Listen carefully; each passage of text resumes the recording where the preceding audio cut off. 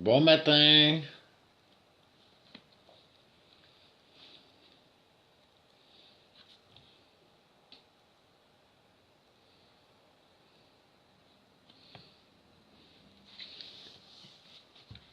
J'espère que vous avez emmené votre café. Apportez votre café. Faut pas avoir besoin de vous lever.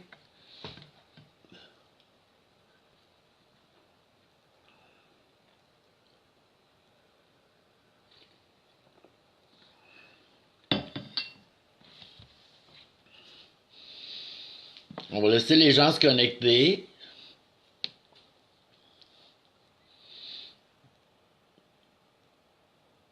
Puis comme la plupart d'entre vous qui se connectez, ben vous savez que ce matin, on va parler des peurs. Ça va être très intéressant parce que je connais pas grand monde, mais même que j'en connais pas pantoute, qui ont pas au moins une peur. On a toutes des peurs à régler et ça va être intéressant d'en parler ce matin. Comment on peut arriver à apprivoiser ou maîtriser ses peurs. Il y a plein de monde qui me font des coucous. Salut Robin. Il y a plein de gens qui me font des coucous et c'est évidemment, je vous retourne le coucou ou le bon matin. Salut Alison, je peux toutes vous nommer. Salut Ginette, bon matin. Steve, salut Steve.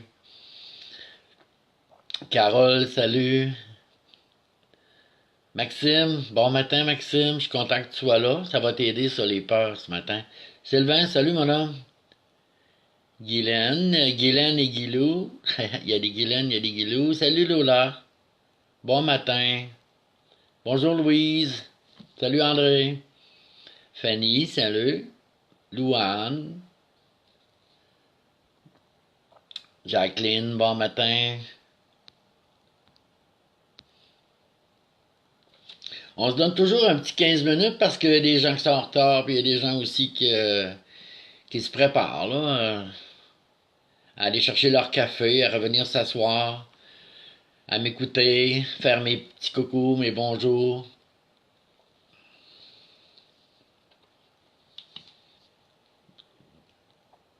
J'espère être encore au moins une vingtaine ce matin. Si on n'a pas atteint une vingtaine, c'est pas grave, je vais donner la conférence quand même. Et évidemment, c'est tout en rediffusion sur ma page YouTube. Vous allez sur YouTube, vous marquez dans la recherche YouTube. Tu sais, vous arrivez sur la page YouTube. Après ça, vous faites une recherche sur les pages YouTube et vous marquez Claude Dastou. Il n'y en a pas 50, il y en a un, je crois, c'est moi. Et là, vous pouvez cliquer sur ma page et vous allez voir, pour l'instant, il y a eu une conférence qui était celle de là 2 semaines, qui était sur... mon Dieu, de quoi qu'on a parlé? Je m'en rappelle plus. Sur le lâcher prise. Puis cette semaine, c'est-à-dire peut-être en cours de la journée ou demain, je vais rajouter celle-là qui va être sur les peurs. On lâche pas. On se donne encore un petit 10 minutes pour laisser les gens. D'ici ce temps-là, je vous laisse inviter vos amis. Vous pouvez inviter des amis sur votre liste puis dire aux amis que vous êtes en ligne, en direct et vous êtes en train de regarder une conférence. Donc ça va ajouter plus de personnes à la conférence. Évidemment, c'est pas tout le monde qui peut rester en ligne pendant 1 heure et demie, c'est sûr. Là, je m'attends pas que j'aille 2000 personnes, en tout cas pas tout de suite. Euh, et c'est bien aussi que les gens puissent l'écouter en différé ces conférences-là, parce que c'est des choses qui demandent à être écoutées plusieurs fois, parce que on a besoin souvent d'entendre et de se faire répéter les choses plusieurs fois, bien souvent, car on a besoin, euh, le- le- comment je pourrais dire, donc, on n'est pas toujours là à 100%, donc il y a beaucoup de choses qui nous séparent de ce que l'autre dit. Ça peut être juste mon visage, vous pouvez commencer à regarder mes lunettes ou regarder la façon que je parle, regarder s'il manque des dents, ma gestuelle. Tout ça, ça peut vous vous énerver à quelque part ou bien vous décrochez votre mental sur le sujet que je suis en train de dire. Ça fait que c'est pour ça que c'est bien de réécouter la conférence et justement de s'accrocher aux paroles ou au contenu de la conférence pour pouvoir vraiment assimiler. Bon matin, lisons. Et c'est ça, vraiment assimiler le contenu. Parce que si on comprend rien de ce qui se passe ou on a manqué un bout, bien souvent, bon, ben, la mission du conférencier de partager des choses intéressantes ben, est manquée si vous avez manqué des bouts. Bon matin, Annie. Oups. Fait que comme là, comme il y a 2 semaines, moi mes conférences sont prêtes. Je les revise avant de les donner. Celle-là sur la peur que j'ai choisi de vous de pas vous demander c'est lesquelles que vous vouliez la prochaine conférence parce qu'il y en a beaucoup qui m'ont parlé de la peur et je me suis dit ça va être la prochaine conférence parce que les signes sont là pour que ça soit celle-là que je fasse. Et puis mes conférences sont toujours prêtes et je les revise. Et je me suis aperçu ce matin que la conférence sur la peur elle contient des exercices. Et je les ai enlevés euh, parce que c'est pas évident. Personne voit le tableau dans lequel que je peux prendre mon information, les choses que j'ai fait. Personne ne peut le voir, donc personne ne peut euh, commencer à écrire sur papier puis travailler sur une peur. Ça, je le faisais en conférence, mais ce matin, on fera pas ça. Par contre, je vais vous donner des trucs puis des prises de conscience à faire pour pouvoir apprivoiser, maîtriser, dépasser vos peurs. Donc, il reste un petit 5 minutes. On laisse les gens se connecter et invitez vos amis à venir se connecter aussi. Puis, restez avec moi parce que ça va être très intéressant. Et c'est ça. On continue dans cette connexion pour attendre les autres qui vont s'ajouter. Bonjour Stéphane, bonjour Hélène.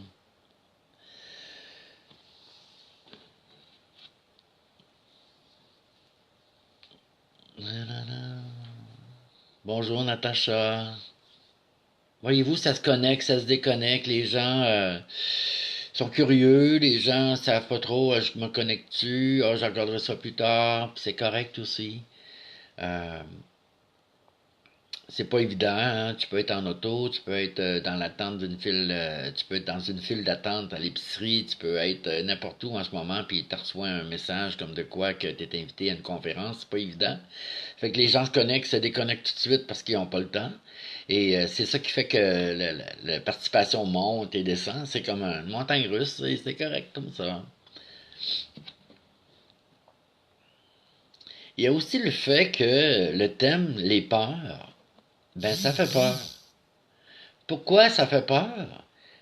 Ben, tu sais, parler de quelque chose qui nous fait peur, c'est pas tout le monde qui est prêt, qui est capable de se regarder, de voir ses propres peurs. Bon matin, Natacha. Bon matin, Sonia. C'est pas tout le monde qui est capable de se prendre en main puis dire ce matin, je vais écouter sur quelque chose qui m'a toujours agacé, donc mes peurs. Et c'est pas tout le monde qui est prêt. C'est c'est pour ça que c'est bien que ça soit en rediffusion aussi. Parce que quand vous allez être prêt, même vous allez être capable de dire moi je vais aller voir ça un matin, que je me sens en forme pour pouvoir affronter ou aller chercher de l'information pour excusez, je vais placer mon cellulaire comme il faut. Aller chercher de l'information. Bon, je vais me battre avec mon cellulaire.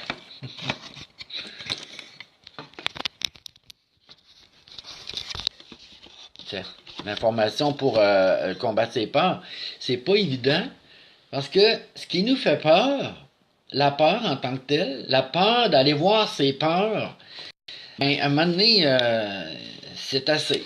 Faut réaliser. Bonjour Émilie. À un moment donné, faut réaliser que si tu fais pas un pas en avant vers ce qui te fait souffrir, si tu vas pas voir ce qui te fait souffrir, ben évidemment, la souffrance est toujours constante. Puis cette souffrance-là fait que t'as pas une belle vie, tu es toujours en train de souffrir. Donc, à un moment donné dans sa vie, il faut prendre la décision d'affronter ses peurs. Quand je dis affronter, c'est pas se battre avec ses peurs puis essayer de les fuir. Au contraire, c'est d'aller les voir. D'aller voir ses propres peurs et de regarder en fait comment on peut arriver à faire la paix avec nos peurs. Il reste encore un petit 3 minutes avant que je commence, que j'arrive dans l'intro. Bon matin, Joanne. Euh, Salut, Normand. Je suis content que tu sois là, Normand. Et c'est ça, il me reste un petit 2-3 minutes et je vais entamer l'intro de, du moins de cette conférence-là qui a pour thème les peurs. Et évidemment, c'est pas parce que j'en parle puis que je connais plein de trucs que j'ai plus peur de rien. Ça serait faux de vous dire ça, ça serait un mensonge. On a tous des peurs, on a tous et chacun un niveau différent à propos des peurs, c'est-à-dire qu'il y a des peurs qui sont différentes pour chacun, différentes. Moi, je peux avoir peur des éclairs et du tonnerre, et une autre personne à côté de moi peut en rire parce que j'ai peur, tandis que cette personne-là à côté de moi, elle peut avoir peur je sais pas, de manquer d'air, tu sais. Donc, on a tout quelque chose à travailler. Et ces peurs-là nous indiquent évidemment euh, qu'on a des fausses croyances. Pourquoi on dit fausses croyances? Ben, c'est des peurs, c'est des croyances qui nous font mal. Donc, on a tous des fausses croyances qui fait monter en nous un sentiment de peur. Donc, je commence l'introduction qui va être toujours la même, c'est-à-dire que si je vous donne des notions et que ces notions face au sujet, au thème de la conférence, restent au niveau mental, ça reste dans votre tête, puis vous vous dites oui, oui, il a raison, oui, ça me parle, oui, je pourrais faire ça, ouais. Puis là, ça reste là, mais qu'est-ce qui se passe, c'est que à un moment donné, ben, on oublie tout ça, puis on passe à côté, puis on fait rien pour pouvoir régler cette partie de notre vie qui nous fait souffrir. Donc, c'est pour ça que je dis à tout le monde, mettez en pratique, c'est bien important de mettre en pratique ce que vous entendez, ou du moins prenez une petite note, je vais essayer cet exercice-là, au moins une fois ou deux, pour voir qu'est-ce que ça fait, et pour voir si moi, ça me plaît ou ça m'aide à avancer dans ma vie. Tu sais, il faut que vous aidiez vous-même. C'est bien beau suivre des conférences, lire des livres, regarder des films, des documentaires sur plein de choses que vous avez besoin d'entendre pour pouvoir avancer, mais que si vous faites rien avec toutes ces données-là, ces choses que vous apprenez ou que vous découvrez, des choses que vous prenez conscience, ben, si vous faites rien avec ça, évidemment, vous êtes sur un tapis roulant, puis vous vous épuisez. Et ce qui est important, pour chaque conférence que vous allez suivre ou écouter ou participer, ben, c'est de au moins prendre un exercice et de le mettre en pratique, de l'essayer. En faisant ça, vous expérimentez et vous découvrez peut-être des parties de vous-même que vous ne saviez pas que vous avez. Ça peut être des faiblesses ou même découvrir des forces. C'est ce que j'appelle s'aider. Si vous voulez vous aider, comme moi je donne de l'aide, c'est correct, je vous donne des trucs, c'est parfait. Vous prenez ce que vous pouvez, ce que vous voulez. Mais suite à ça, vous devez vous aider. Puis j'ai des petits trucs pour vous aider. Moi, j'en ai deux que j'utilise presque quotidiennement. C'est que lorsque j'entends quelque chose qui me parle, bonjour Karine, lorsque j'entends quelque chose qui me parle, donc ça vient me rejoindre, une phrase, exemple, la résistance apporte toujours une souffrance. Ah, ben je l'écris et je la mets dans une boîte. Et de temps en temps, ben je pige dans ma boîte, puis là je lis des petites phrases comme ça. J'appelle ça ma boîte à outils. Ça, c'est sur mon îlot de cuisine, puis de temps en temps, je passe devant l'îlot, je pige une petite note, et là, je peux lire une phrase qui m'a parlé et qui me parle toujours. Et là, je songe à ça, je réfléchis, je médite là-dessus, et ça m'aide quotidiennement à à me donner des petites poussées, si vous voulez, dans mon éveil, dans, dans mon cheminement personnel. Donc, la petite boîte à outils, c'est quelque chose que vous pourriez faire pour vous aider. Hein?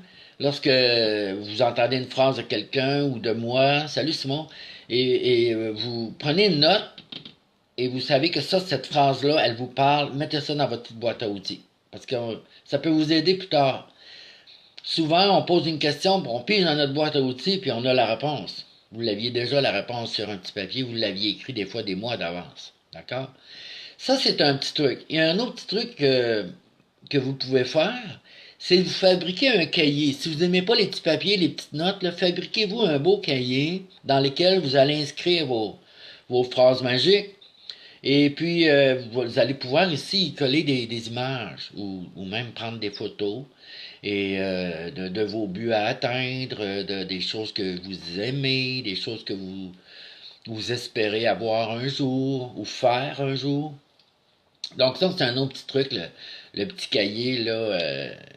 Vous pouvez donner un nom à votre cahier comme Mon Évolution ou mon cheminement personnel. Tu sais, vous donnez un titre à votre cahier. Et ça, c'est personnel à vous. C'est votre cahier de si vous voulez l'appeler spiritualité ou votre cahier de, comment je pourrais dire, donc, quasiment un journal. Et ou votre plan, le plan de votre vie, ou, vous inscrivez dans ce cahier-là tout ce qui vous nourrit, tout ce qui vous pousse à agir, tout ce qui vous motive à avancer dans le chemin de votre vie, tout ce qui vous pousse à atteindre un mieux-être. Ça, c'est bien important de vous donner des outils. Écouter des conférences et ne rien faire après, c'est comme du vent, ça. Il a vanté, Claude a vanté pendant 1 heure et demie, il a fait du vent, et puis après ça, bon, on passe à d'autres choses. Les gens consomment beaucoup de livres, de conférences, de télé, de plein de choses, et souvent les gens se retrouvent encore presque dans le même état d'il y a 10 ans. Il y avait peur de ça il y a 10 ans, là, il y a encore peur de ça aujourd'hui, puis ils n'en ont pas libéré. Ben, c'est parce qu'il n'y a pas eu d'exercice de fait ou de pratique qui a été fait. Ou du moins, oui, peut-être vous avez fait des exercices et de la pratique, et à quelque part, c'est pas le bon exercice parce que ça vous ramène toujours au début, c'est-à-dire avec encore la même part. Donc, c'est bien de continuer à écouter des conférences et à lire des livres pour pouvoir aller chercher d'autres outils. Donc, juste avant de commencer sur les peurs, je voulais vous montrer que j'ai fait un livre, là, vous allez lire le titre à l'envers, mais ça s'appelle La joie d'être. Il m'en reste encore à peut-être une trentaine de copies sur 500. Je considère que j'ai fait un beau succès personnel là-dessus. Et ça, ce livre-là, il est le résultat de on va dire, mes 20 ou 25 années de prise de conscience avec lesquelles j'ai travaillé et où je partage aussi tout. Salut Ginette, bon matin Carmel. Et c'est ce livre-là, je vous donne tout, je vous dévoile un petit peu mes trucs aussi, mes façons de voir la vie et des choses qui peuvent vous aider à cheminer dans votre cheminement personnel. Et est-ce qu'il y a autre chose? Non, c'est pas mal ça. Oh, si vous voulez un livre, évidemment, vous allez en privé. Bon matin, Réal. Si vous allez en privé, vous dites Claude, je voudrais un livre, comment on procède? Ben là, je vais vous donner les procédures. D'accord? Donc, ce matin, on commence avec les peurs. On commence pas, mais c'est-à-dire qu'on avance avec les peurs. Et on va déterminer c'est quoi une peur. Qu'est-ce que qu'est-ce qui se passe? Ben, il se passe que lorsqu'on a peur, on a un sentiment à l'intérieur, un sentiment qui nous pousse à prendre des précautions parce que il y a comme un danger imminent. Il y a comme un danger dans notre vie qui pourrait nous causer problème, nous causer du tort. Donc souvent, la prise de conscience d'un danger, je prends conscience que là il y a un danger, me donne un sentiment qu'on va appeler la peur. Et ce sentiment-là, bon ben, c'est une menace. Hein? Il y a une menace extérieure qui, à quelque part, pourrait nuire à ma vie. Et là, ce sentiment-là vient m'avertir qu'il faut que je fasse quelque chose. Donc ça, c'est la peur. En tout cas, je le résume comme ça pour avoir des mots trop scientifiques qui donnent pas grand-chose. Là. On va parler en québécois. Une peur, c'est j'ai un sentiment il faudrait quasiment que je parte à la course ou il y a quelque chose. Il y a quelque chose de désagréable qui se passe et ça me donne un sentiment de peur. Donc, cette peur-là, on va la classer, cette peur-là. Si vous avez une peur, lorsque vous vivez une peur, il faut la classer. Est-ce que c'est une peur réelle? C'est-tu vrai en ce moment que j'ai raison d'avoir peur? Ou c'est irréel? Donc, c'est un petit peu mon imaginaire ou même mon imaginaire qui prend le dessus. Si la peur est réelle, hein? Exemple, je m'en vais dans le bois, puis hop, je vois un ours. Puis là, l'ours s'en vient vers moi. Ben, ma peur est réelle. Il faut que pour ma survie, il faut que je fasse quelque chose, que je parte à la course ou que j'utilise un arme ou quelque chose. Il faut que je fasse quelque chose pour ma survie. Donc, il est tout à fait normal d'avoir peur. Par contre, si je m'en vais dans la même forêt et que j'ai de la misère à avancer parce que j'ai peur de rencontrer des ours, est-ce que ma peur est réelle? C'est plutôt mon imaginaire qui travaille, qui dit hey, je pourrais rencontrer un ours, mon Dieu, si je rencontre un ours, qu'est-ce que je vais faire? Bon, ben, je vais prendre mon arme ou je vais prendre mon poivre de Cayenne, tu sais. Mais là, si je suis toujours dans ce sentiment de peur-là, j'ai pas tout à fait raison d'avoir peur.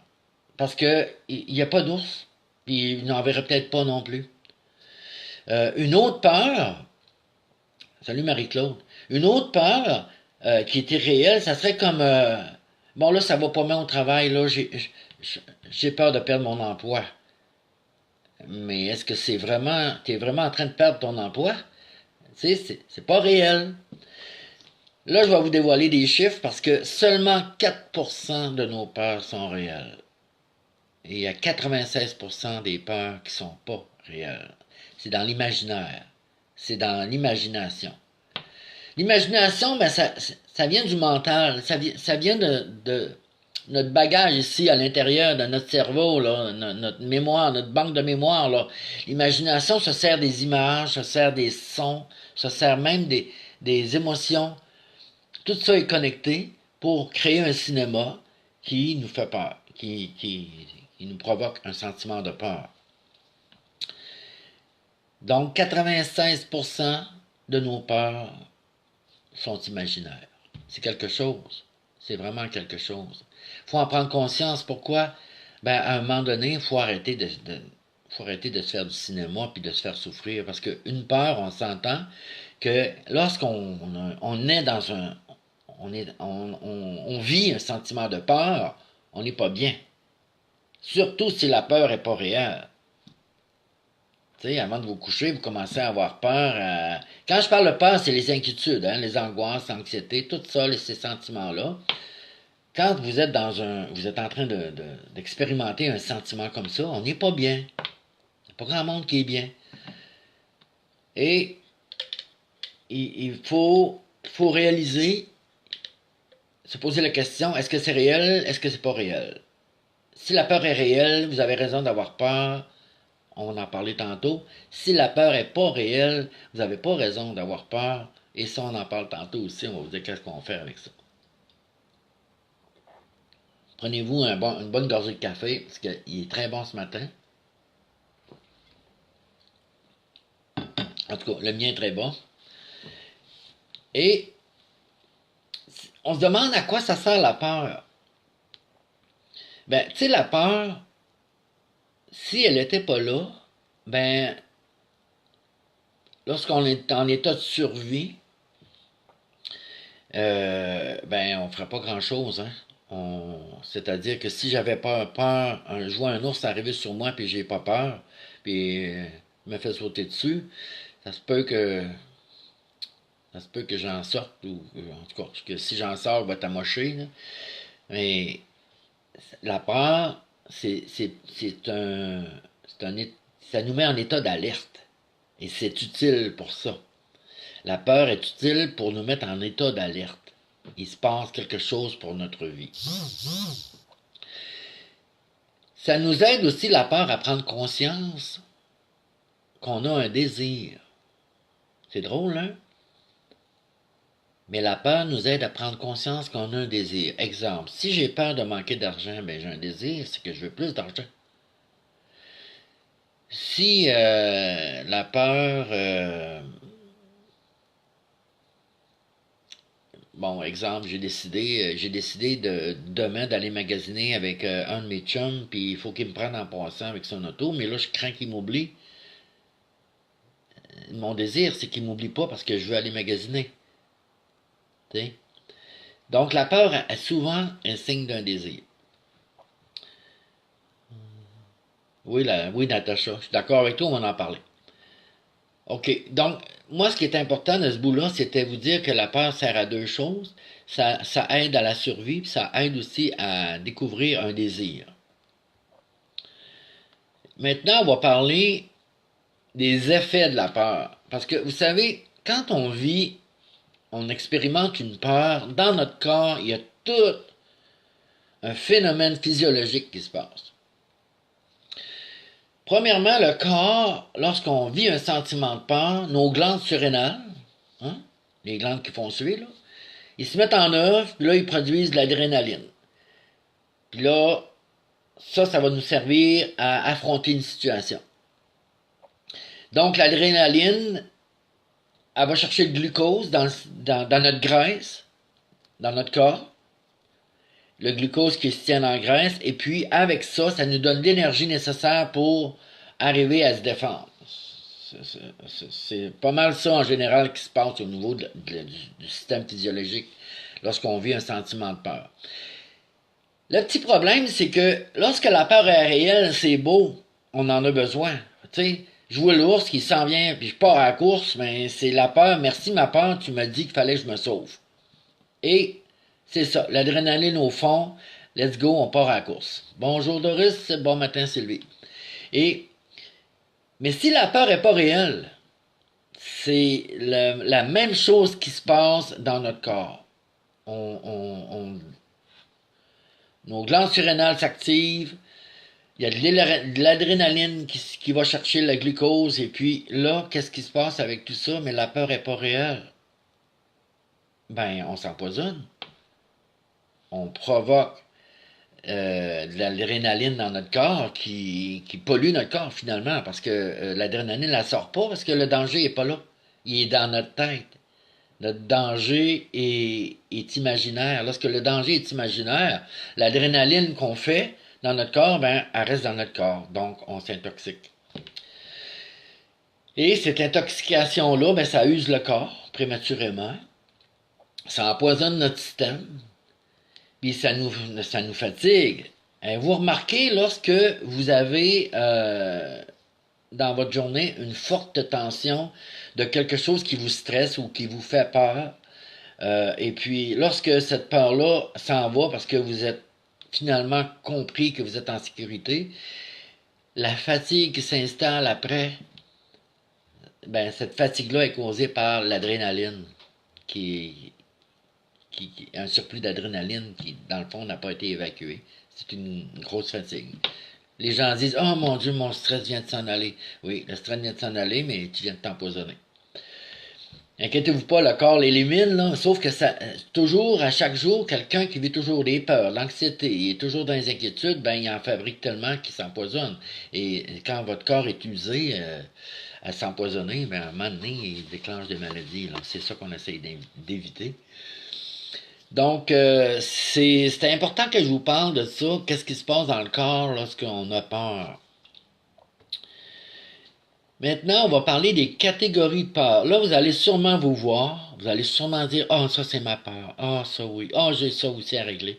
Vous allez voir. Bon matin, Guy. Bon matin, Régent. T'sais, vous allez voir à travers les catégories de peur. Vous allez vous reconnaître. Et c'est correct. C'est juste pour faire prendre conscience des, de- des peurs qui sont encore là, qui sont pas réglées. La première catégorie, ben, il y en a 5 grandes catégories. La première, ça serait les peurs de mutilation. Les peurs de mutilation, ça inclut le peur de se faire mal, la peur des dentistes, la peur des médecins, la peur du sang, des coupures, des objets pointus, la peur des accidents, la peur de tomber, la peur du feu, tout ce qui pourrait nous blesser, nous mutiler, entre autres. Donc, ça, c'est une catégorie de peur, c'est la peur des mutilations. Une autre catégorie, ça serait la peur de la séparation. Hein? Peur d'être abandonné, peur du manque, peur de la mort, du monde astral, hein, peur des fantômes, peur de se faire voler, peur d'être rejeté, peur de laisser tomber quelqu'un. Ça, c'est toutes des peurs qui nous séparent des autres. Hein, on appelle ça des peurs de séparation. Une autre catégorie qui serait la peur de l'environnement et des transports. Tu sais, on dirait quasiment que je suis en train de nommer les ministères.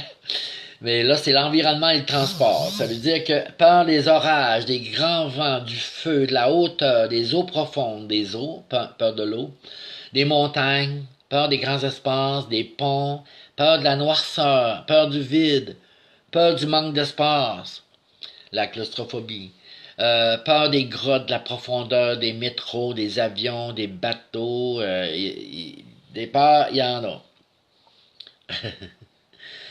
Il y en a qui rient, je vois des petits bonhommes qui passent, qui sont en train de rire. C'est correct.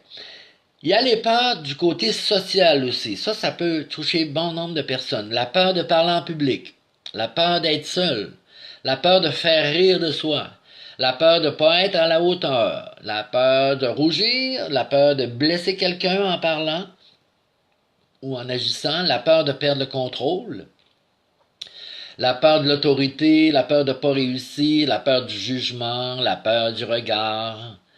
Oui, je vais en parler tantôt, la peur d'avoir peur, Carmel. Ça, c'est une catégorie. Il en reste une autre qui est la peur des animaux.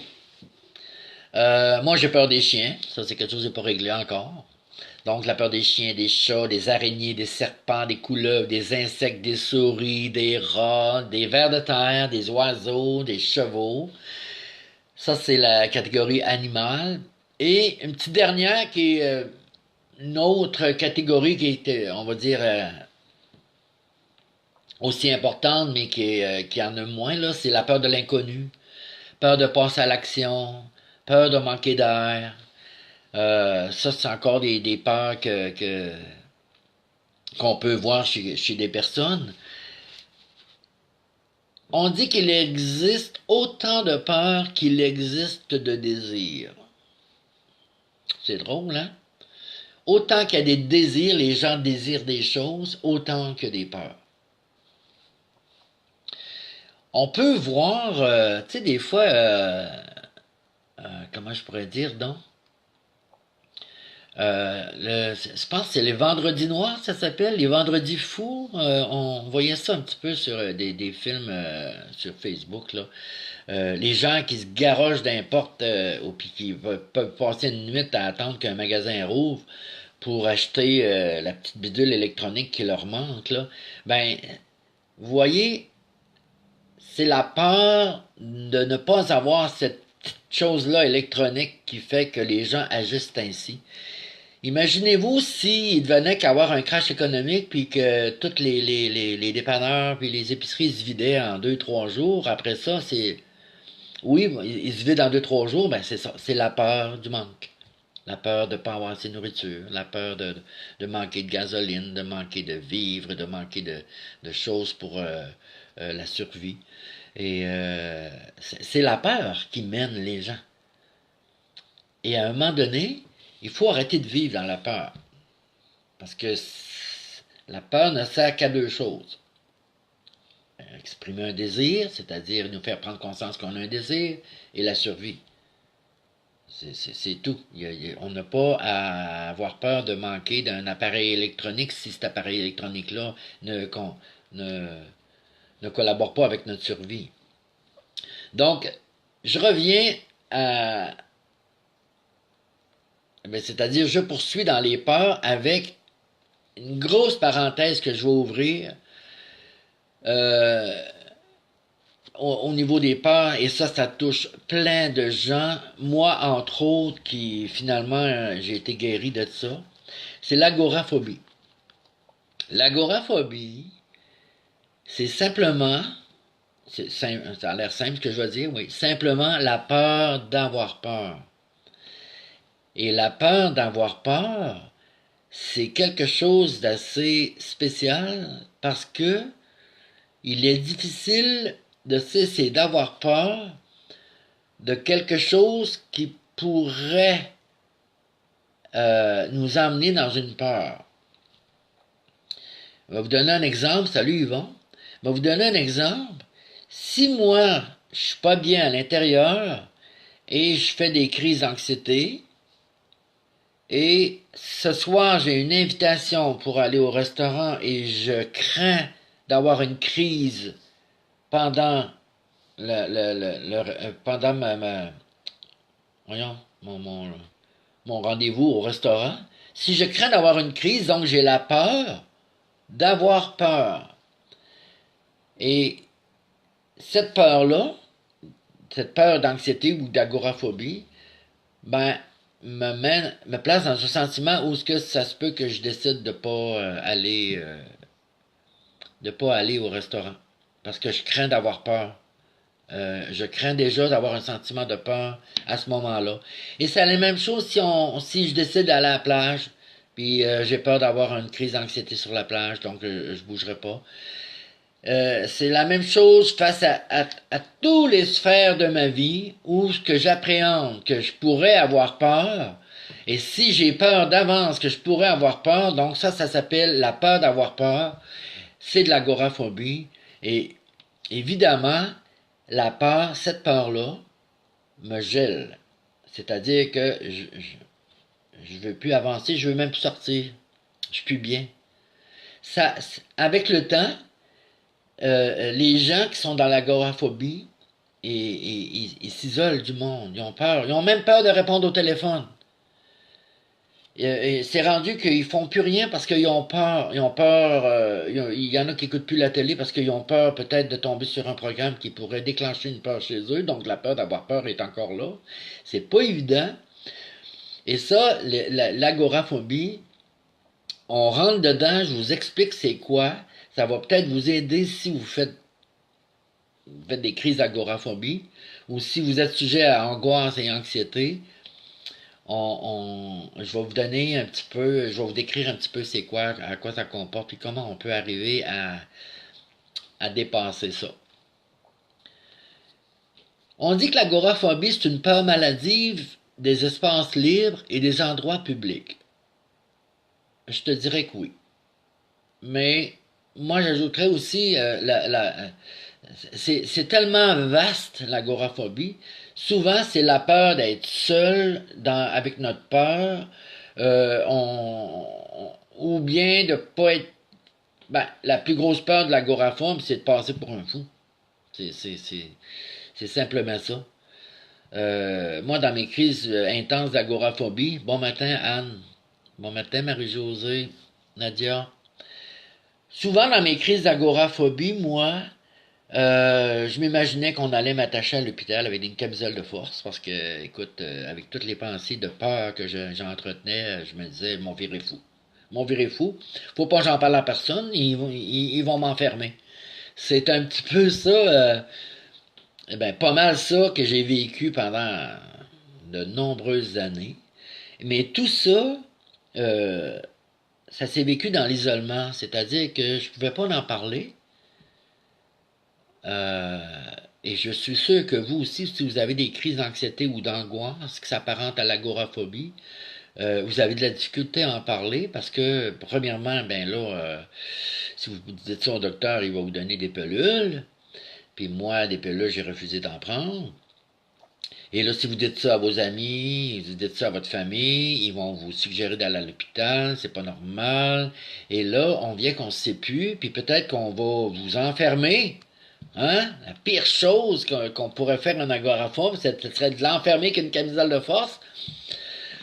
Et mais il y a des solutions, il y a des façons Vous voyez, moi, je n'en fais plus d'agoraphobie. C'est terminé.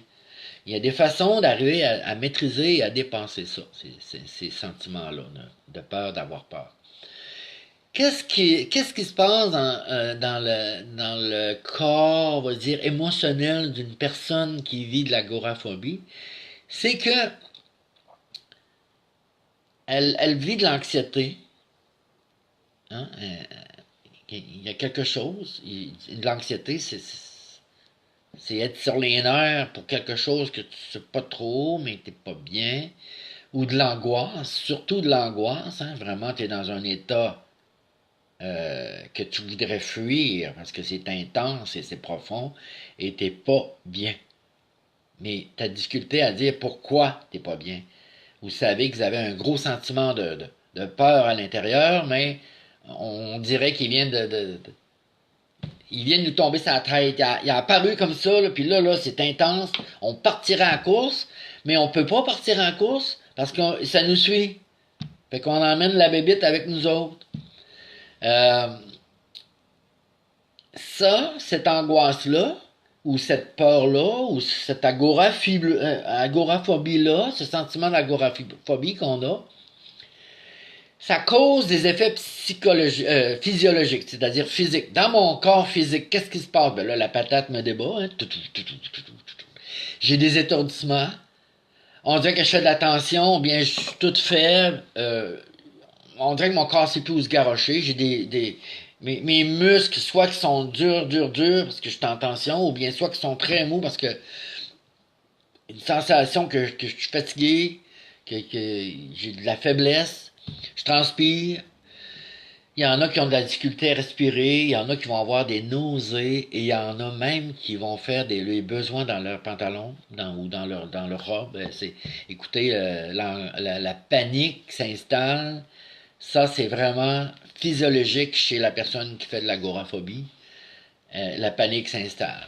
Et là, il y a ça entraîne des réactions cognitives qu'on dit. Là, tu as un sentiment là, que tout est étrange. Tout alentour de toi, tu regardes, on dirait que tout d'un coup, tu réalises que tu es dans un espace quelconque et tu te demandes quasiment qu'est-ce que tu fais là. Qu'est-ce qui se passe? Tout est étrange alentour de toi. Et là, tu as comme une peur. Oui, il y en a qui ont l'impression de mourir, ouais. Là, il y a comme une peur de perdre le contrôle. Hey, là, tout d'un coup, je perds le contrôle, là. Je suis pas bien, là. Puis d'un coup, je perds le contrôle. Tout d'un coup, je vais me garrocher devant un char. Tout d'un coup, que je décide, moi, là, que je pars en course, puis que je vais me tirer en bas d'un édifice. Tu sais, on a peur pour soi qu'on perde le contrôle. On a surtout peur de devenir fou, hein. Bon matin, Nadia. Bon matin, Marie-Josée. On a peur de devenir fou lorsqu'on fait des crises d'anxiété, d'angoisse, ou en tout cas, je rentre ça dans l'agoraphobie. On a peur d'être humilié publiquement aussi, hein. Euh, on a peur de s'évanouir, on a peur de mourir, hein. Qu'est-ce qui va m'arriver? Ça se peut que je meure, tellement intense ce qui se passe en dedans de moi, je pense que je vais mourir. Hein, les palpitations, la patate qui veut sortir du corps. Plus capable de conduire, hein, Anne, c'est ça. J'espère que vous avez apporté votre café. Parce que je le savoure avec vous autres. Donc, l'agoraphobie nous entraîne dans des effets physiologiques, physiques, qui cause des réactions cognitives en dedans de soi, donc des sentiments étranges, la peur de perdre le contrôle. Et là, ça nous pousse à faire des actions. Ça nous pousse à faire des actions. Il y en a qui vont faire des fuites. Hein? Ils vont s'en aller. Ah, je suis pas capable de rester ici, moi je suis pas bien. Parce qu'ils font une crise d'agoraphobie, mais ils vous le diront pas. C'est toi, ça Marie-Josée, bon, c'est ça. Quelqu'un qui fait une crise d'agoraphobie, il n'y a rien de pire pour cette personne-là de vous dire hey, là, je suis pas bien, je fais une crise, là, venez m'aider quelqu'un, mais il n'y a personne qui peut l'aider parce que ça se passe en dedans d'elle. C'est elle avec elle. On va voir tantôt comment on arrive à dépasser ça, mais je vous explique qu'est-ce qui se passe dans l'agoraphobie. C'est vraiment quelque chose avec soi, qui nous appartient, qui est à l'intérieur de soi. On peut pas, même si on part à la course, ça nous suit. Donc, pour pas se sentir mal, parce que c'est honteux, vivre l'agoraphobie. Pour pas se sentir mal devant tout le monde, ben on évite les lieux, hein, les lieux publics. On voudrait pas que ça arrive avec du monde qu'on connaît ou des inconnus. On n'est pas à l'aise, on craint justement de perdre contrôle, d'avoir ces feelings physiologiques-là et cognitifs devant tout le monde. Donc, ce qu'on fait, on préfère rester à la maison. On veut s'éloigner de tous les lieux qui sont publics. Dans les lieux en tout cas qu'on pourrait rencontrer quelqu'un. Et on va plutôt opter pour aller dans des endroits où ce qu'on sait qu'on va être en sécurité. Donc, dans notre chambre, à la maison, dans le salon, entouré d'une doudou avec un toutou, chez ma tante, je vais aller voir ma mère, quand je file pas, je vais voir ma mère, je me sens mieux. Les gens qui font de l'agoraphobie, s'ils n'ont pas appris à maîtriser leur agoraphobie, vont opter justement pour des réactions comportementales. Hein? Ils vont faire des comportements qui vont les amener vers un lieu sécuritaire. Et c'est correct. C'est correct, parce que, en le fond, c'est de l'amour pour soi quand on se protège, hein, vous savez. Je vous cache rien que si vous êtes dans un mal-être et que vous réussissez à vous apporter un bien-être, c'est que vous vous aimez assez pour prendre soin de vous. La petite chose différente, c'est que c'est pas fini, c'est pas terminé. Quand vous faites de l'agoraphobie puis vous vous emmenez dans un lieu sécuritaire, c'est que ça va recommencer. Ça va recommencer parce que c'est pas réglé. On peut pas vivre notre vie enfermé dans une petite chambre parce qu'on se sent en sécurité. Ça, c'est pas la vie. La vie, c'est d'être ouvert à la vie, de s'épanouir, d'être capable d'être bien partout sur la Terre, ou même si un jour on fait des voyages interplanétaires, c'est d'arriver un jour à être bien partout. Bonjour Sylvie, bon matin, bonjour Guylaine. Donc, l'agoraphobie, c'est ça. La personne agoraphobe, elle fait de l'angoisse, de l'anxiété, qui l'amène à vivre des sentiments de panique, qui l'amène à avoir des peurs de contrôle, de devenir fou, tout ça, et qui la pousse à agir avec des comportements bizarres. C'est pour ça, des fois, quand on regarde une personne, tout d'un coup, là, elle réagit autrement et elle dit « Bon, ben, je vais repasser plus tard. » Mais elle était très calme quand elle est rentrée chez vous. Puis là, tout d'un coup, elle est tombée ses nerfs. Elle est venue ses nerfs, un sentiment de panique, et elle s'en va.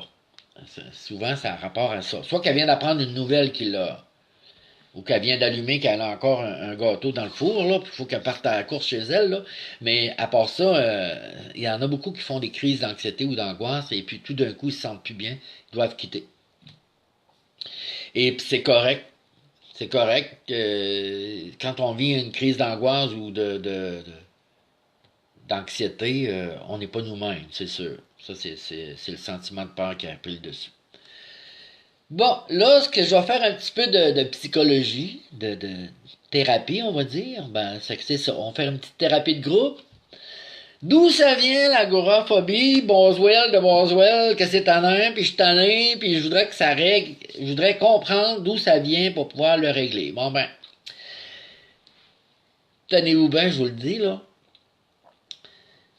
La cause générale de l'agoraphobie, c'est que quand vous étiez un enfant, vous étiez très dépendant d'un parent, soit du père, soit de la mère. OK? Vous étiez très dépendant, hein, vous dépendiez de cette personne-là. Et comme vous étiez dépendant, et cette personne-là pouvait peut-être montrer des signes de faiblesse ou des signes de souffrance, comme voir sa mère pleurer, mettons. Vous, en étant petit enfant, c'était pas correct que votre mère pleure, ou c'est ce que vous viviez à l'intérieur, et là, vous vous sentiez responsable. Responsable de ce qui se passe chez le parent.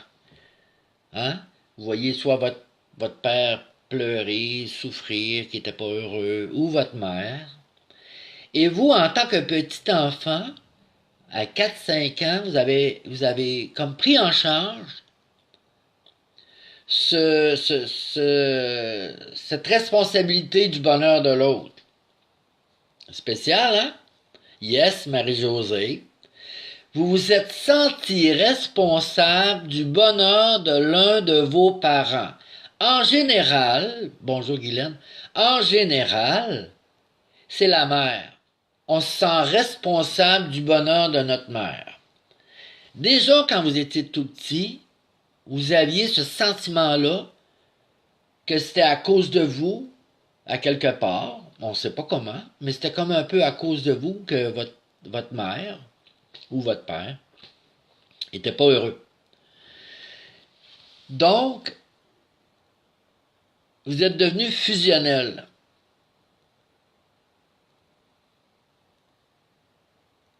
Ouais, c'est pas croyable. Je vois vos commentaires, c'est bien. Je sais que je déclenche des choses, puis c'est correct. Donc, vous êtes devenu fusionnel. Je vais vous parler tantôt de c'est quoi la fusion, mais je veux juste souligner quelque chose. Que l'agoraphobe, il y a deux peurs. Il y a deux grandes peurs chez l'agoraphobe. OK? Vous allez vous reconnaître, il y en a juste deux, c'est la peur d'être fou, puis la peur de mourir. C'est c'est ça. Pourquoi c'est la peur d'être fou, la peur de mourir? Ben, je vais vous dire ça. Quand vous étiez pendant votre enfance, essayez de vous rappeler où est-ce que vous aviez peur d'être fou ou la peur de mourir, hein? Votre mère, je sais pas, elle a subi quelque chose, puis là, vous avez eu peur pour sa vie, et vous avez eu peur que peut-être pour la vôtre, et là, vous avez entretenu la peur de mourir. Mais cette peur-là aussi, elle est souvent accompagnée que vous êtes conscient que vous pensez à toutes ces choses-là, et vous vous dites, mon Dieu, je vais virer fou. Je vais virer fou. Si je continue de même, je vais virer fou. Et là, vous êtes toute jeune, là, à faire des choses comme ça dans votre cerveau, là. Et là, vous grandissez avec ça. Et ce qui est un petit peu dommage, mais en même temps bénéfique, c'est qu'en grandissant, l'agoraphobie s'installe de plus en plus fort. L'agoraphobie s'installe de plus en plus fort dans votre vie, puis vous remarquerez quelque chose, que l'agoraphobie, pour en avoir vécu en masse, est toujours plus intense lorsqu'il y a un événement qui s'en vient. Hein? Une fête, une naissance, un mariage, je recommence l'école le même matin. Euh, Comment je pourrais dire donc, tout ce qui va provoquer un grand changement dans votre vie vous fait faire des crises d'agoraphobie. Et ça, moi, c'est à tous les années, au mois de septembre, quand j'ai recommencé l'école, j'avais peur d'avoir peur parce que je savais pas à quoi je m'attendais, à quelle place je vais m'asseoir dans la classe, avec qui je vais être assis dans l'autobus, mes professeurs vont-ils être assez bons, est-ce qu'ils vont être gentils, est-ce qu'il y a des gars à l'école qui vont me faire mal, est-ce qu'il y a des gangs qui vont arriver me sauter dessus, tu sais, la peur t'appréhender de ce qui pourrait arriver, là. Tout ça, ça faisait faire des crises d'agoraphobie. Et euh, ben évidemment, ça part de l'enfance.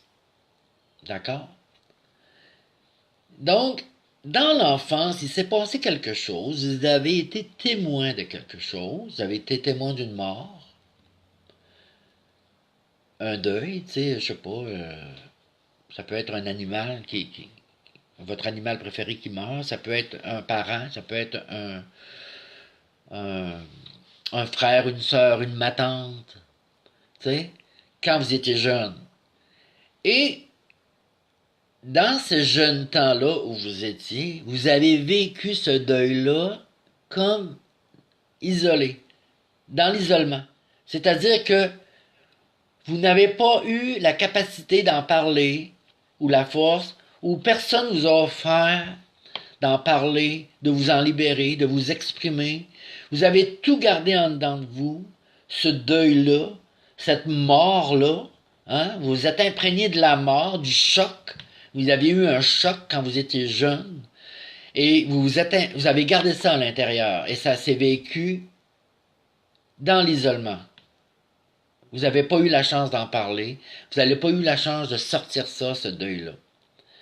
Donc ça, cette mort-là, c'est pour ça que, incluant moi-même, quand j'ai fait quand j'étais en crise d'agoraphobie, j'avais peur de mourir. Je voulais pas mourir. Mais j'avais tellement peur de perdre le contrôle que je me dis, mon Dieu, si je continue, je vais en mourir. Mais là, c'est un cercle vicieux. Si j'avais peur d'en mourir, et là, la peur de perdre le contrôle, puis que j'arrive à me tuer, mettons, puis que j'en meurs, faisait que j'avais encore plus peur. Donc, c'était une roue qui tourne, et puis, mon Dieu, là, je vivais l'enfer. J'ai dit, ils vont m'enfermer. Faut pas que je dise ça à personne. Qu'est-ce qui se passe là? Donc, on prend des fuites, on agit, on fait des comportements spéciaux pour pouvoir arriver à paraître normal, ou apparaître en santé, ou être dans notre joie de vivre. Hein. On fait des blagues, on fait le clown, on fait toutes sortes d'affaires pour fuir cette souffrance-là, cette agoraphobie-là, ce sentiment de peur-là. Et, euh, et là, les gens nous regardent et ils pensent que on est bien. Ils pensent qu'on est en santé. Ils pensent que. Ils m'ont dit qu'il est drôle, Claude. J'aime ça quand Claude est là. Il fait toutes sortes de jokes. Il est comique, Claude. Il déblatère, il est fou. Ben oui, Claude, il est pas bien. Aujourd'hui, je suis bien, par exemple. C'est pas pareil. Là, c'est vraiment moi. C'est mon je suis qui parle, là. Mais avant, j'étais vraiment en train d'opprimer, d'écraser mon agoraphobie pour parce que la peur d'avoir peur ou la peur d'être en ridicule ou la peur de plein de choses, la peur d'être jugé, d'être critiqué, faisait que fallait pas que ça sorte, mon mal-être. Et c'est ça, j'ai pris des comportements différents. Les gens m'écrivent, mais c'est correct, je vais vous relire tantôt, puis je vais vous en parler de ce que vous m'avez écrit, d'accord? Parce qu'il y en a qui font des petits partages, mais c'est bien. Euh, Qu'est-ce qui se passe? Euh, c'est ça, les deux plus grandes peurs de l'agoraphobie, je veux continuer là-dessus. Deux plus grandes peurs, la peur de mourir, puis la peur de la folie. Donc, il y a eu quelque chose qui s'est vécu durant l'enfance et qu'on l'a vécu dans l'isolement. Ça peut être causé par deux choses. Je n'ai parlé tantôt au niveau de la perte d'un être cher, dont la mort de quelqu'un. Mais ça peut être aussi la folie chez quelqu'un. Mettons, votre mère est en dépression, ils l'ont enfermée, ils ont dit elle est folle. Ça peut être une matante que vous avez entendu parler, qu'elle a été en psychiatrie toute sa vie, était enfermée, était dans un hôpital psychiatrique. Vous, quand vous étiez jeune, vous étiez témoin de ça, de ces choses-là qu'on disait alentour d'une matante, d'un mononcle, de votre mère, votre grande sœur qui vivait des problèmes psychologiques. Et c'était épeurant pour vous de savoir que peut-être que vous êtes fou aussi, comme les autres qui sont enfermés. Et ça, c'est vécu dans l'isolement. Ça, on veut pas dire ça à personne. Moi aussi, ça se peut que je sois fou ou que je sois folle. On peut pas dire ça quand on est jeune. Mais on a des craintes et on a peur. Et cette peur-là, comme la peur de mourir ou la peur d'être fou, s'installe en nous. Et elle sommeille. Pourquoi elle sommeille? Ben, c'est parce qu'on veut pas en parler. On ne sait pas d'ailleurs qu'est-ce qui se passe, on n'est pas assez conscient, on n'a pas la mentalité, la maturité psychologique pour identifier ça. Donc, on reste avec ça, on se couche avec ça, on se lève avec ça, et on en fait On en fait un rythme de vie. Ça devient comme un ami là, qui est à côté de nous, une partie de soi qui est là, puis qu'à quelque part, on veut pas vraiment toucher parce qu'elle était peurante, cette partie-là. Donc, ces peurs-là, qui sommeillent en nous, un jour ou l'autre, lorsque la limite est dépassée, ben ça sort. Ben, pas que ça sort et qu'on ne la revoit plus, au contraire, ça nous envahit. C'est plutôt ça le mot que je cherche. Ça sort pas de nous, la peur ne sort pas de nous, la peur nous envahit et elle prend le dessus. Et là, on commence vraiment à savoir c'est quoi des crises d'agoraphobie. Oh, il est déjà 11 heures, mon Dieu. Ok, que je parle, puis c'est correct. Donc, les crises d'agoraphobie, ça se présente lorsque votre corps, on va dire, le mental a pris sa limite. Et là, Anne, quand on a un parent avec une maladie mentale, on est affecté aussi parce qu'on a peur qu'un jour ça nous arrive.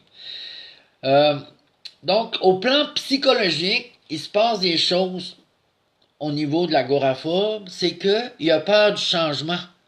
Et mon Dieu, il a peur du changement. Pourquoi? Ça le déstabilise dans sa petite sécurité qui s'est faite. Hein? Tout changement, que ce soit une fête, on va célébrer les 50e anniversaires de naissance à ma soeur, mettons. Et ça, c'est une grosse fête. Et là, ça provoque un changement à l'intérieur parce que là, il va rencontrer du monde. Là, ça se peut qu'il soit obligé de dire à tout le monde ce qui est rendu dans sa vie, qu'est-ce qu'il fait, tout ça. Puis il veut pas affronter ça. Parce que souvent, il appréhende que d'un coup, j'ai une crise d'agoraphobie pendant cette fête-là, moi. Ah non, je ne pas y aller. Moi, me trouver une excuse. Ben, c'est ça l'agoraphobe. Il développe des comportements qui fait qu'il s'isole.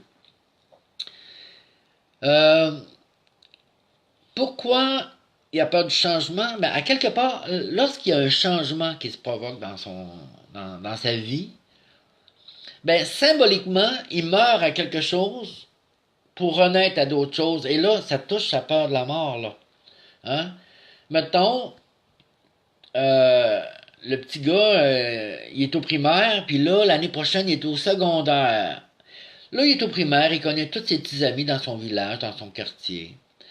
Il n'a pas à prendre l'autobus. Il connaît tous ses amis à l'école et aussi alentour le voisinage, comme on dit. Mais là, tout d'un coup, l'année prochaine, il devra prendre l'autobus. Il devra s'en aller dans une plus grande école où il va rencontrer encore plus d'amis, on va dire. Et ça, c'est épeurant. Et ça veut dire bye bye la petite école. Hein? C'est comme un deuil qu'il doit faire de la petite école. Et ça, c'est une mort symbolique pour lui. Donc, ça lui cause, ça vient réveiller sa peur de la mort, qui engendre sa folie et tout. Ben, veut dire la peur d'être fou. Et ça, euh, c'est ça, il y a un changement qui s'en vient, vers du nouveau, et en même temps, il devrait être content, il devrait avoir hâte, mais non, il a peur, parce qu'il s'en va vers l'inconnu. Donc, ça fait monter sa peur de l'inconnu, qui, en tout cas, un cercle vicieux fait monter plein de peurs, mais il n'est pas à l'aise. Il voudrait retourner à la petite école. Il était bien à la petite école, lui. C'était sa sécurité. C'est comme le petit enfant aussi. Lorsque, avant d'aller à l'école, il était à la maison avec sa maman. Tu sais, dans le temps où on n'allait pas à la garderie, là, moi j'ai connu ça, c'était notre mère qui s'occupait de nous autres jusqu'à la maternelle. Mais quand on quitte la maison pour aller à la maternelle, moi, j'étais pas bien. Moi, je voulais pas aller à l'école. Moi, j'étais bien mieux chez moi. Déjà là, je fusionnais avec ma mère, j'avais peur justement de me détacher de ma mère pour aller vivre comme, on va dire, un grand garçon à la maternelle. J'avais des crises d'agoraphobie direct là en partant, moi. C'est pour ça que ça se fait durant l'enfance, l'agoraphobie, on va dire vers 3, peut-être 4 ans, là, à partir de 4 ans à peu près en montant, là.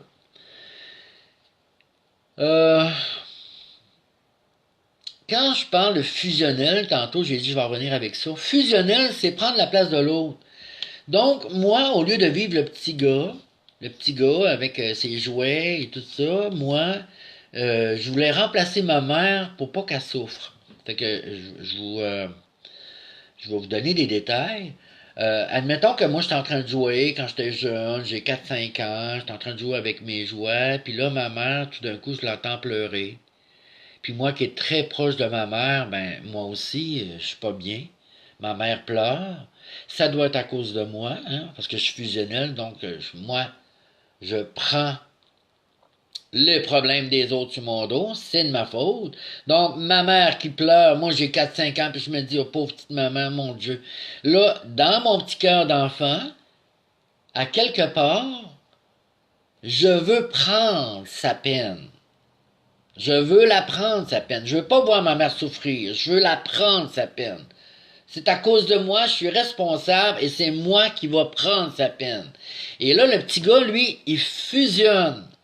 Mon corps, mon corps émotionnel, mon corps émotionnel fusionne avec ma mère ou avec mon père, ça dépend de votre enfance. Donc, mon corps émotionnel fusionne. Qu'est-ce qui se passe? Ben, je me sens, c'est-à-dire que mon plexus solaire ici, là, au niveau en dessous du cœur, là, on a comme un point à quelque part où on sent nos émotions, là. Ça, là, ça fusionne avec le parent, pour qui on se sent fusionnel, et là, on ressent tout ce qui se passe chez le parent.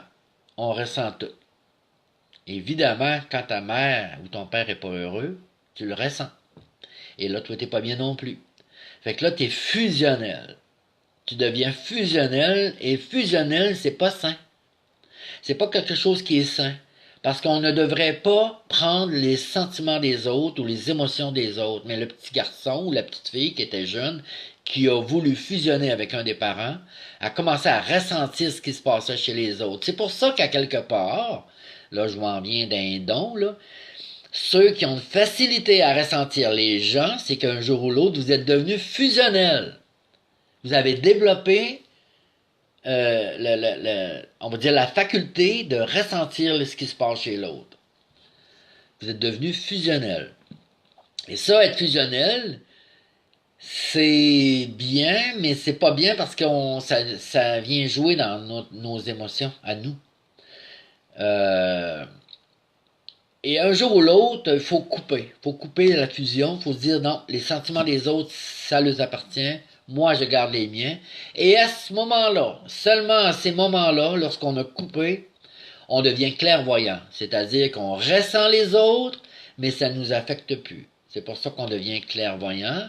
Et moi, je suis devenu une personne clairvoyante. En captant ce qui se passe chez les autres et en sachant que ça ne m'appartient pas, je peux aider les autres. Dans leur ressenti. Je peux dire, oui, tu te sens comme ça aujourd'hui, hein? Ben, c'est ça, je vais t'aider à voir qu'est-ce que ce sentiment-là apporte dans ta vie. Et c'est ça, être ceux qui sont tout jeunes et ont appris, en tout cas, se sont défendus avec l'agoraphobie, vous êtes devenus fusionnels. Et si vous êtes encore dans les crises d'agoraphobie, c'est qu'il faut arrêter à un moment donné d'être fusionnel, il faut juste couper. Couper la fusion avec les autres.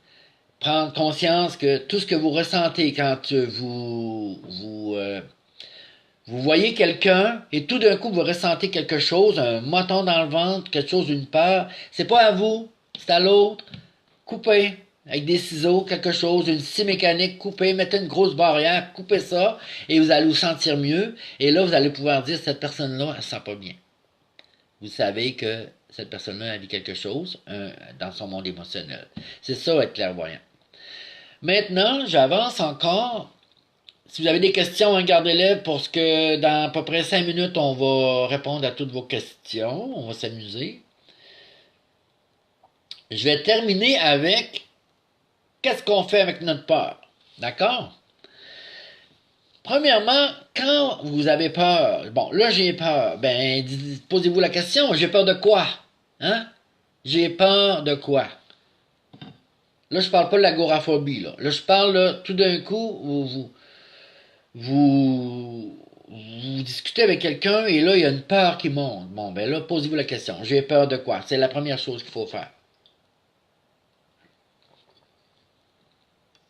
Il faut identifier notre peur. Hein? J'ai peur, mais t'as peur de quoi? C'est ça. Essayez de voir, c'est clairement de quoi vous avez peur. La deuxième chose, c'est, cette peur-là est pas au voisin, est pas à celui-là qui vous parle, est à vous.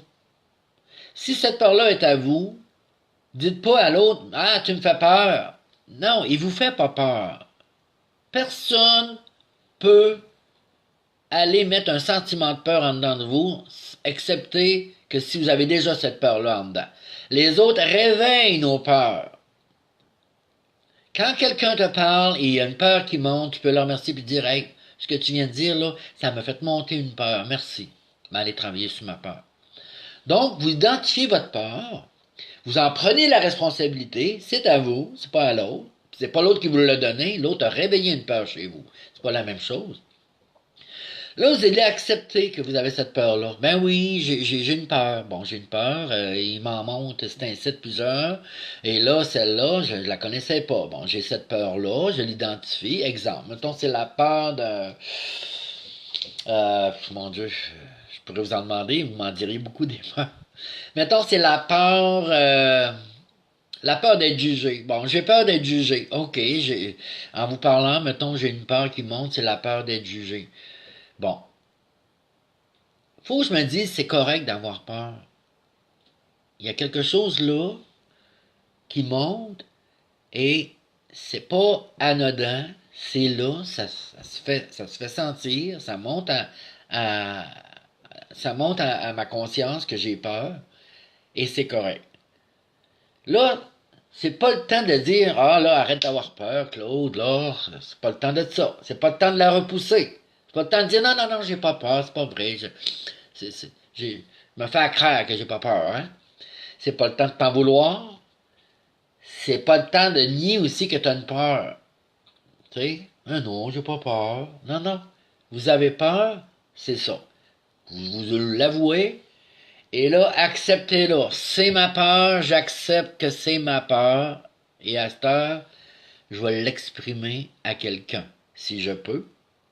Ou à la chose. Je vais vous donner un exemple.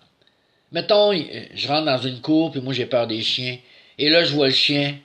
Tu peux lui dire, j'ai peur de toi. Tu peux lui dire au chien que t'as peur. Supposons que vous avez une phobie des couteaux, puis vous arrivez sur un comptoir de cuisine, puis vous dites, quelqu'un a laissé un couteau là. Vous pouvez le dire, toi, j'ai peur de toi. Dites-le, dites à la chose, la personne, parce que ça m'est arrivé de dire à des gens, j'ai peur de toi. La personne, la chose ou l'animal, dites-le que vous avez peur. Ça, le fait de dire, de l'exprimer, va vous aider à accepter, va vous plonger dans la réalité que oui, j'ai peur. Puis peut-être aussi, ça va vous aider à l'éliminer parce que vous allez pouvoir en rire et dire, voyons, voir s'il y a un couteau qui est là sur le comptoir, va me sauter dessus pour me couper. Hein? Des fois, vous allez dire, ben c'est pas ça que j'ai peur. J'ai peur que quelqu'un le prenne puis il me coupe. Ben là, c'est plus la peur du couteau, là.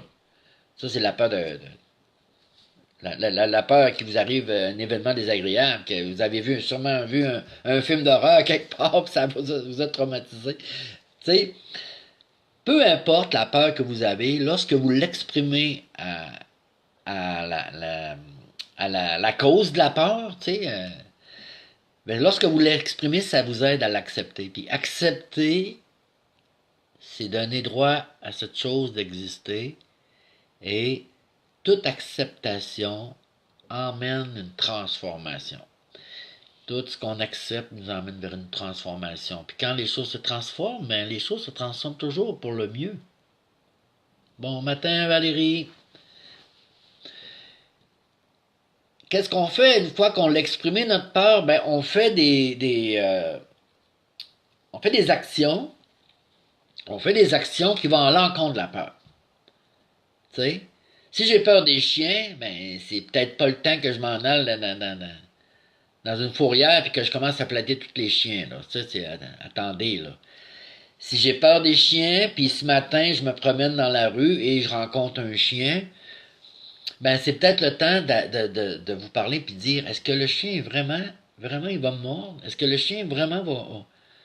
Tu sais, moi, je demande Je demande au propriétaire, quand le chien est en laisse avec un propriétaire, ben là, je demande au propriétaire, est-ce qu'il est méchant? Parce que j'ai peur des chiens. Puis je le dis, j'ai peur des chiens. Puis souvent, le propriétaire, il va vous guider, il va vous dire, oui, tu serais pas mieux de l'approcher. Ben seulement s'il gronde, il est méchant, ou quand il file pas, ou non, c'est un gros toutou, tu peux le flatter. Ben là, si c'est un gros toutou puis vous pouvez le flatter, là, ben vous venez d'avoir le hockey pour aller le flatter. Ben allez le flatter. Allez le flatter tranquillement, donnez-vous du temps. Je sais que c'était peurant si vous êtes déjà fait mort. Si vous avez eu du passé, des mauvaises expériences avec des chiens, ben c'est ça, je sais que c'est difficile. Mais là, vous y allez tranquillement jusqu'au jour où, à force d'en voir, à force de parler à des chiens, ben, de côtoyer des chiens, ben, maintenant, c'est fini. La peur, vous allez en rire. Ça va être déjà du passé. Donc, c'est ça. Et aussi, on peut, quand on a peur de quelque chose, on peut aussi faire un genre de petite une visualisation. On peut se visualiser qu'on n'a pas peur. Exemple, mettons, vous avez grandement le désir de faire un saut en parachute, mais ce qui vous bloque, c'est la peur. Ben, peut-être des mois ou des semaines avant, euh, ben, visualisez que oui, vous êtes rendu dans un avion, puis que là, vous attachez comme il faut votre parachute, puis là, si vous visualisez votre cinéma, jusqu'au jour où si dans votre visualisation, vous êtes capable de vous balancer hors de l'avion puis ouvrir votre parachute, quand vous êtes rendu à cette étape-là dans votre visualisation, et c'est intense parce que vous vous sentez prêt, bien, il restera à passer à l'action. Et là, encore là, peut-être que vous allez sentir que vous n'êtes pas tout à fait prêt, mais, tu sais, vous y allez tranquillement. Vous prenez un rendez-vous, vous parlez de votre peur à la personne qui va vous guider pour votre saut. Vous allez être accompagné de toute façon. Et c'est ça. C'est comme ça on dépasse nos peurs. C'est par les actions. Faire une visualisation. Bon, premièrement, accepter la responsabilité de votre peur, l'accueillir, l'exprimer, la visualiser en train que vous dépassez votre peur. Ben, tout ça, c'est des actions. Et comme je vous disais au début de la conférence, si vous ne faites pas d'action, eh bien, vous allez rester au même niveau qu'aujourd'hui. Donc, il faut passer à l'action. Et ça termine, je crois, ma conférence sur les peurs et l'agoraphobie. C'est ça. Il est quelle heure? 11h20. Bon, un petit 10 à 15 minutes pour les questions. Si vous en avez, vous pouvez les taper tout de suite, puis je vais les lire. Puis entre-temps, ben moi, je vais descendre le fil... voyons, les discussions les choses, les commentaires que vous avez marqués. Moi, je vais défiler ça, puis je vais vous parler, je vais répondre à des questions s'il y en a. Bon, vous avez peur des minous, c'est la même chose que des des minous. C'est la même chose qu'avoir peur des chiens, hein? Peur d'un animal, c'est que vous acceptez votre peur, vous en êtes responsable, c'est à vous, c'est votre peur. Et là, tranquillement, vous allez avancer à l'encontre de votre peur. Vous donnez du temps, vous visualisez en train, mettons, de flatter un petit minou, et d'y parler, et de le prendre dans vos bras, et tout ça. Il faut que vous soyez capable de vous visualiser une fois la peur disparue. Ça, c'est voir au-delà de la peur. Fait que c'est de même aussi que les gens dépassent leur peur. Ils sont capables, ils ont parvenu à se voir au-delà de la peur. Oui, une peur peut être ancrée par notre conscience, par des situations vécues dans le passé. C'est vrai. Mais passé n'égale pas futur ou n'égale pas présent. Si vous avez vécu des choses dans le passé et qu'aujourd'hui ces choses-là vous affectent encore, c'est qu'il y aurait lieu, dans le présent, à revoir les choses du passé, puis à les débloquer Hein? C'est un blocage qui s'est installé. Tu sais, si, donne un exemple, moi qui a fusionné avec ma mère quand j'étais jeune, il a bien fallu un jour pour que ça débloque que j'arrête de fusionner. Et donc, ce que j'ai fait, je me suis rappelé des moments où ce que ma mère était triste, où ma mère était en souffrance, et je me suis vu petit enfant, et là je parlais à mon petit enfant en lui disant, c'est beau Claude, détache-toi, le bonheur des autres ne t'appartient pas, puis tu n'es pas responsable du bonheur des autres. Chacun sur Terre est responsable de son bonheur. Et ça, là, si votre petit enfant à l'intérieur l'a pas compris, ben il faut que vous alliez en méditation ou en un petit rêve éveillé que j'appelle, vous imaginez que vous parlez à votre petit enfant à l'intérieur, puis vous lui dites. Vous lui dites et vous faites cet exercice-là à tous les jours s'il faut, ou à toutes les semaines, jusqu'au jour où ce que votre vie change. Pourquoi? Ben, le jour que votre petit enfant intérieur, que ce soit la petite fille en vous, le petit gars en vous, qui va avoir vraiment compris, réalisé qu'il n'était pas responsable du bonheur des autres, vous allez arrêter de vous sentir responsable, justement, de quelque chose qui s'est passé dans le passé et qui n'existe plus aujourd'hui. Ça, c'est mon petit exercice que je vous donne là, pour aller vous libérer des peurs du passé là, qui vous affectent encore aujourd'hui. Ça, c'est beau.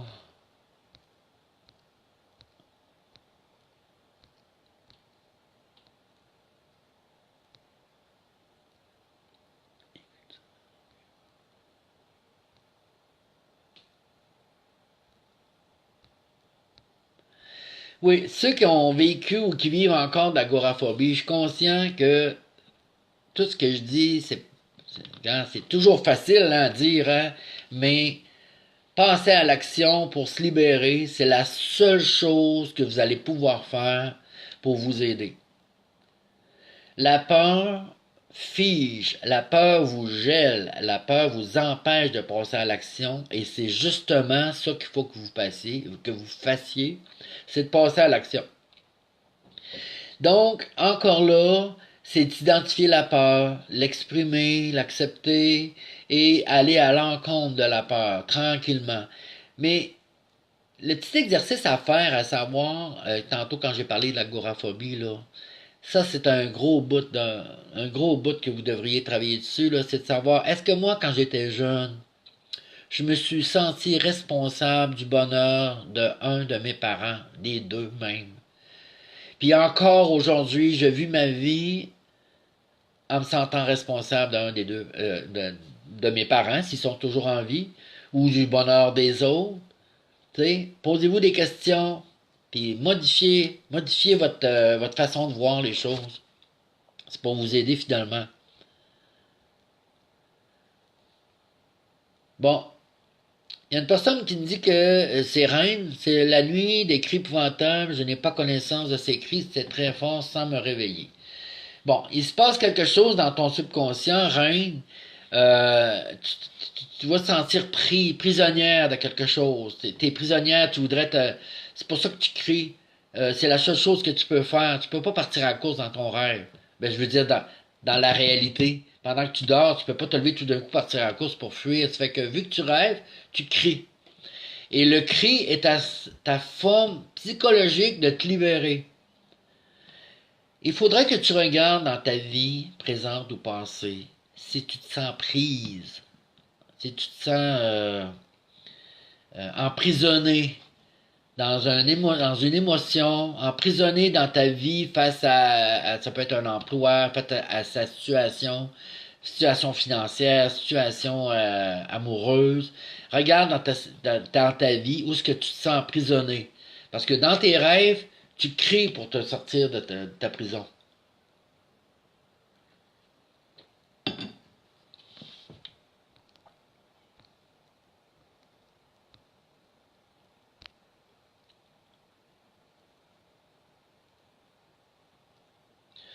Oui, il y en a qui m'ont écrit voir sa mère en train de mourir. Oui, mais c'est évidemment si t'as pas l'âge, la maturité psychologique pour accepter euh, ta situation face à la mort, évidemment, c'est traumatisant. Et la mort, si elle est vécue dans l'isolement, qu'elle n'a pas été exprimée à des personnes ressources pour pouvoir t'aider à décortiquer tout ça, à sortir tout ça, bien évidemment, quand ça s'est passé dans le passé, tu as été traumatisé. Et ça, ben, si l'émotion, le deuil s'est installé dans ton corps émotionnel, évidemment, il refait surface à chaque fois qu'il y a quelque chose qui te mettrait en état de survie.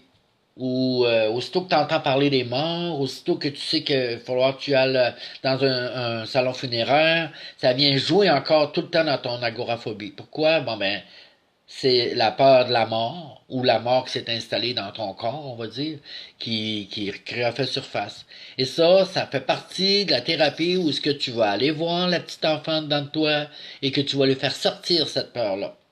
Ça se fait très bien aussi, hein, je l'ai déjà fait, et ça se libère très bien, la peur de la mort.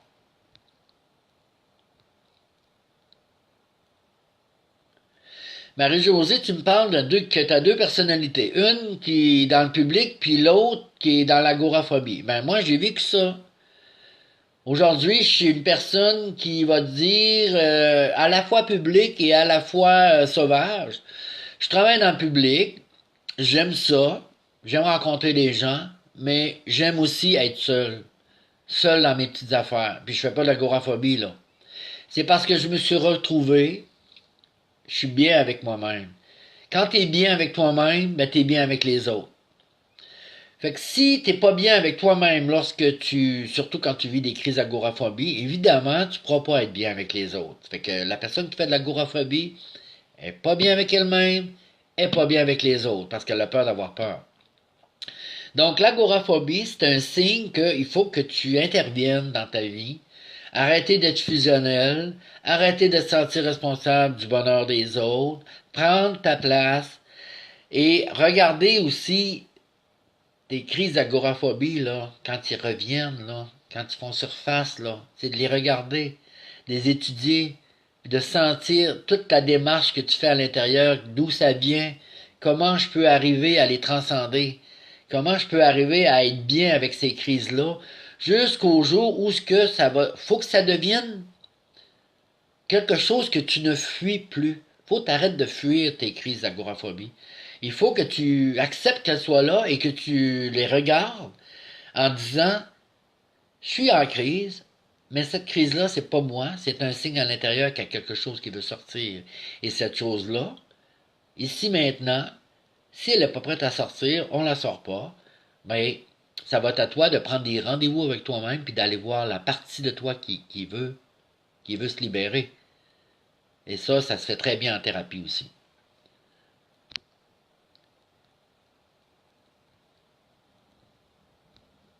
Merci d'être là tout le monde, hein? Je suis bien content. Moi, je les flatte et ça aide. Moi, c'est des...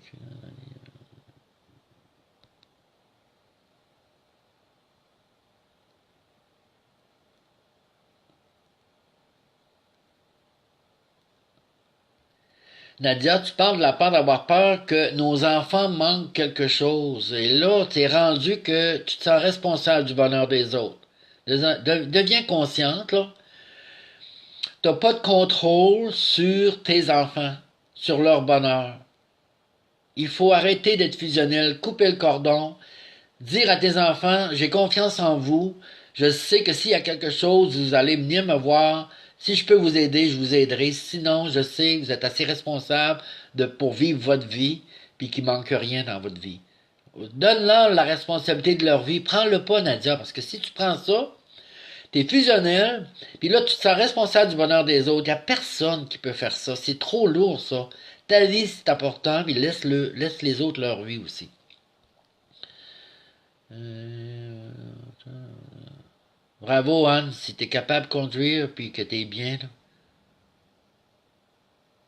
Merci, Jacqueline. Bon, il y en a qui marquent quand la prochaine. La prochaine, ça va être dans 2 semaines. Je me suis donné comme échéancier d'en faire une aux 2 semaines, une conférence aux 2 semaines, mais c'est pas coulé dans le béton, parce que si je peux pas dans 2 semaines, ben on repousse à une semaine plus tard. Donc, des conférences, c'est aux 2 semaines. Merci, Reine. Merci, Lola.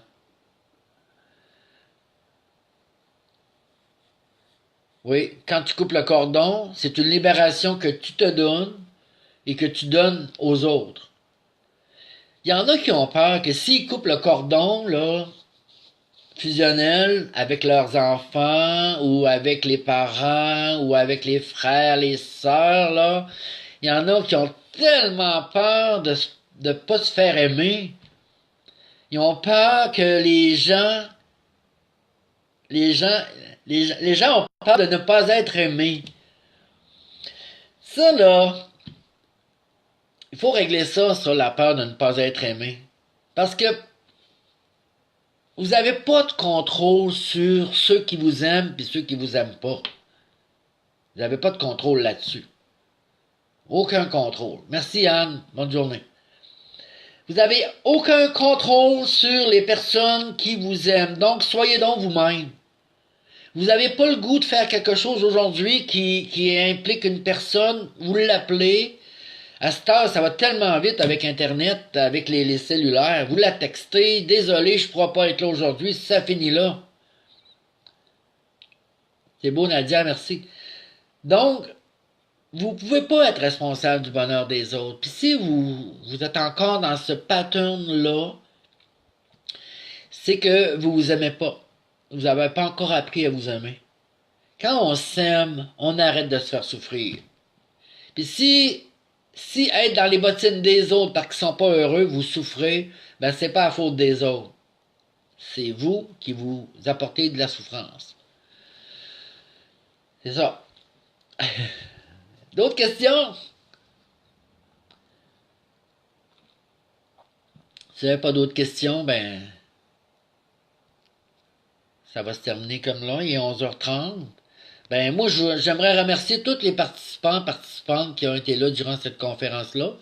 Et si vous voulez, vous pouvez faire un don symbolique en cliquant sur My PayPal Claude Dastou, envoyer $1 ou 2, c'est correct. Plaisir, Robin.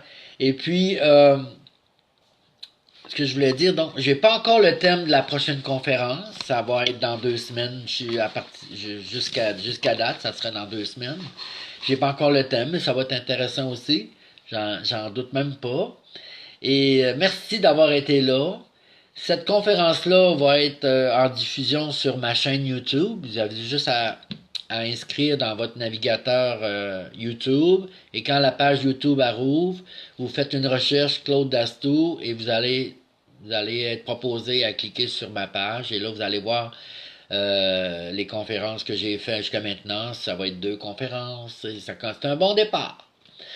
Je vous embrasse tout le monde. Je vous dis à la prochaine. Prenez soin de vous autres. Passez du bon temps avec vous-même et partagez ma vidéo. Merci. Bonne journée. Bye bye.